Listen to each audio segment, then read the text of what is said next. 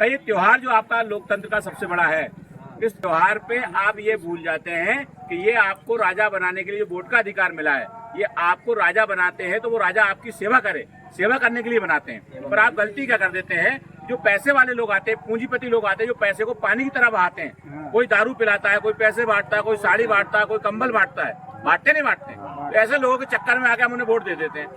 अब उन्हें, जिन लोगों के घरों में नोट गिनने की मशीन लगी है, वो नोट भी हाथ से नहीं गिनते, तो आपकी सेवा का टाइम मिलेगा क्या उनको? जिसको नोट गिनने का टाइम नहीं है, तो आपकी सेवा का टाइम है क्या उसके पास? तो ऐसे नेता को चुनिए, ऐसे व्यक्ति को चुनिए जो फालतू हो और आपकी सेवा में ही लगा रहा है पूरे टाइम। तो आपको पता होगा कि मैं वन विभाग में नौकरी करता था, पता है ना? तो मैं अपनी नौकरी छोड़ के आज मैं फ्री हूँ पूरे टाइम।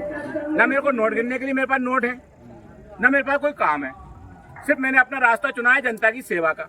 तो आपका सेवक हूँ, तो आपके बीच में सेवा करने के लिए आया हूँ। तो आपने 20 साल एक नेता को दिए, 10 साल एक नेता को दिए, अब मैं 5 साल के लिए आपसे सेवा का मौका मांगने आया हूँ। मैं चाहता हूँ कि 5 साल का मौका आप मुझे दें, ताकि मैं 5 साल आपकी सेवा करूं, और 5 साल अगर आपकी सेवा में कमी रह जाए तो दोबारा इस गांव के अंदर मुझे मत घुसने देना।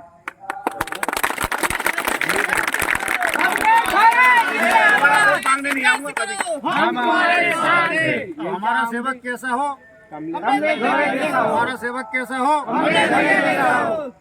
तो इस बात का मैं आपको मतलब भरोसा दिलाता हूं कि 5 साल में अगर आपकी सेवा में कमी रह जाए, आपकी बात, आपका मान सम्मान में कोई कमी रह जाए, तो आप मुझे इस गांव में दोबारा मत आने देना। आप रिकॉर्डिंग कर रहे हो, रिकॉर्डिंग संभाल के रखना।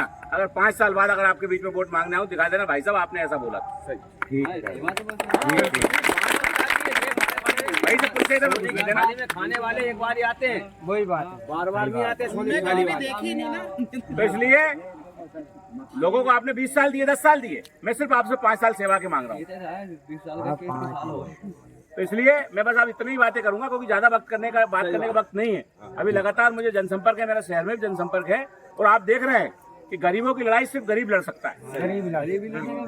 भाई जिसके बच्चे भूखे नहीं मरे हों, जिसके कपड़े नहीं फटे हों, जिसकी माँ बहन नल पे पानी भरने नहीं जाती हो, जिसके घर में पानी नहीं आता हो, ऐसे लोगों को आपकी पीड़ा पता चलेगी क्या? नहीं चलेगी।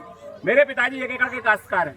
कितनी जमीन है? 1 एकड़। उनने अपनी मेहनत मजदूरी करके मुझे पढ़ाया, मेरी नौकरी लग गई, नौकरी से मैं थोड़ा मजबूत हो गया, बुद्धि से मजबूत हो गया, पढ़ लिख गया। तो आज भी मेरे पास उनके जैसा पैसा खर्च करने के लिए नहीं है। मेरे पास एक छोटा सा पर्चा है, और आप लोगों से निवेदन है कि उसकी चर्चा करें। आप क्या करें? आप लोग चर्चा करेंगे तो हम चुनाव जीत जाएंगे। जनता की चर्चा से चुनाव जीता जाता है, पैसों से कोई चुनाव नहीं जीता। क्योंकि पैसों से क्या होता है, जब आप वोट डालने जाते हैं तो वहाँ एक पोलिंग बूथ होता है, उसके अंदर वोट डालने के कितने पैसे लगते हैं? बिल्कुल नहीं लगे। आप पोलिंग पे जाते कुछ पैसा देना पड़ता है क्या? तो इसका मतलब चुनाव में पैसे की तो कोई जरूरत ही नहीं है। तो लोग कहेंगे अरे वो पूंजीपति है, उनके सामने कमले दोहरे कैसे मुकाबला करेंगे? तो मैं अपनी जनता को ये बात बता के मुकाबला करूंगा कि वोट डालने में कोई पैसा नहीं लगता है, वोट फ्री में डलता है, और बटन दबाते हैं। और बाबा साहब अम्बेडकर ने संविधान में व्यवस्था की है कि 4 आदमी जब बंदूक लेके खड़े रहते हैं, कि कोई माई का लाल अगर मतदाता को डराए तो भून के रख दो। रखी खड़े रहते हैं, नहीं रहते आपकी पोलिंग पे पुलिस वाले, तो सुरक्षा में रहते हैं, आपकी मतदाताओं की सुरक्षा के लिए रहते हैं, ताकि आप निष्पक्ष मतदान करो। तो एक अपना सेवक चुनो, ये चुनने के लिए आपको वोट का अधिकार मिला है। तो मुझे विश्वास है आप सबका सहयोग समर्थन मुझे मिलेगा, और इस बार हम बहुमत से भारी बहुमत से जीत रहे हैं, क्योंकि दोनों से जनता परेशान है। एक को 20 साल देख चुकी है, एक को 10 साल देख चुकी है, और झूठे वादे जो सुने हैं आज तक जनता ने, उससे जनता त्रस्त हो गई है। अब जनता बदलाव चाहती है, और बदलाव क्यों चाहती है? क्योंकि जनता ने पहले कहा था कि रोटी एक साइड जल चुकी है, उसको पलट दी, तो एक साइड पहले जल चुकी थी, तो एक साइड की अब जल गई। अब वो रोटी जल गई, 2 साइड से अब क्या करें उसका? दोनों साइड की व्यवस्था क्या करें बताइए, आप लोग बताइए। कोई काम की नहीं, कोई काम क्या करो उसको? गाय की भैंस को खिला दो, सांडी में डाल दो, को डाल दो, सांडी में डाल दो, नई रोटी बना के खाना है, का बटन खाना है। मैं आपको सीहोर का निमंत्रण दे रहा हूँ। सीहोर की धरती पर इस बार गरीबों का ऐसा सैलाब उमड़ेगा, 11 तारीख के दिन ऐसा सैलाब उमड़ेगा कि कांग्रेस भाजपा की जमानतें जब्त हो जाएंगी। इस विश्वास के साथ मैं आपको माता बहनों के लिए। अरे वही रमेश सक्सेना बीजेपी पे था 20 साल से, वही है क्या? और आपको कोई दिक्कत आए, अगर लोगों के पास गाड़ी नहीं, साधन नहीं है, तो कहीं ना कहीं से उपलब्ध कराया जाएगा। सही है, आपको आना है, नियम कौन समस्या कुछ भी हो मुझे बताइए, आप किसी प्रकार की समस्या हो मुझे बताइए, पर आपको सीहोर एक दिन मेरे साथ खड़े हो जाइए, एक दिन आप मेरे साथ खड़े हो जाइए, 5 साल सेवा की गारंटी मेरी। फिर आपका सेवक आपके यहाँ फोन लगा के आएगा कि आपकी समस्या गोपालपुरा में ये समस्या है, तो कमरे दोहरे आके ऐसे ही खड़ा होकर आपकी समस्या हल करेगा। कौन अधिकारी आपकी नहीं सुन रहा, ठीक। कौन आपका राशन कार्ड नहीं बना रहा, कौन झुग्गी में गड़बड़ी कर रहा है, सबका इलाज हम करेंगे। बस यही और ये ताकत आप दे दो मुझे, मेरी कलम में ताकत देने का काम आपको मिला है वोट से। आप वोट देंगे मुझे, सेवा मैं करूंगा। हाथी पे बैठो तो फिर और सवारी करना है तो हाथी की करो। फुल पाम है कमल से एक बार कीचड़ में हो गए। हाँ ये बात है,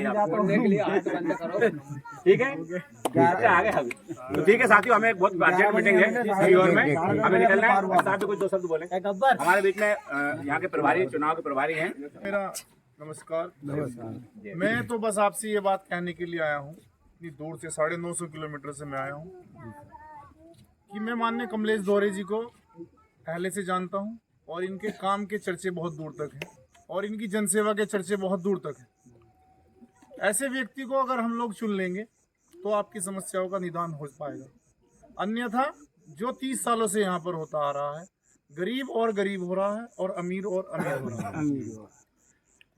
जैसे माननीय दोहरे जी ने बता दिया है कि पूंजीपति कभी गरीब की पीड़ा नहीं समझ सकता है, और क्यों समझेगा वो उसको समझने की जरूरत भी नहीं है।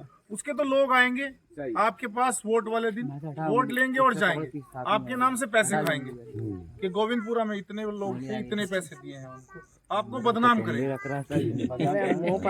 आप मान सकते हैं इस बात को कि सभी लोग, कोई मैं मानता हूं कि 2-4% ऐसे लोग हैं जो पैसे लेके मतदान करते हैं, अन्यथा गरीब आदमी, गरीब के पास ईमानदारी है, बस गरीब के पास कोई चीज नहीं है उसकी ईमानदारी के अलावा, उसके पास ईमानदारी है। आप ईमानदारी से इस बार भैया को वोट कर दीजिए और बदनाम कर देगा, मैं ये बता देना चाहता हूँ आपसे कि मुस्लिम समाज और सर्व समाज का वोट बहुत अच्छे मार्जिन से मिल रहा है।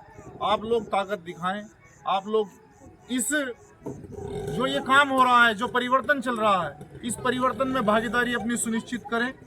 कल ये ना हो कि आपकी भागीदारी कम रह जाए और आपको पछताना पड़े, क्योंकि जब आपके बच्चों के ऊपर आपके घरों की पेंशन, आपके विधवा पेंशन, आपके मकान के पैसे खाए जाते हैं, तो वो लोग ही खाते हैं अपने ऑफिसर के अंदर बैठकर। एक गरीब का बच्चा, जैसे आप बता रहे हैं कि 1 बीघे के काश्तकार के बच्चे हैं, वो ही आपकी पीड़ा को समझ सकता है, वो ही आपकी बात सुनेगा।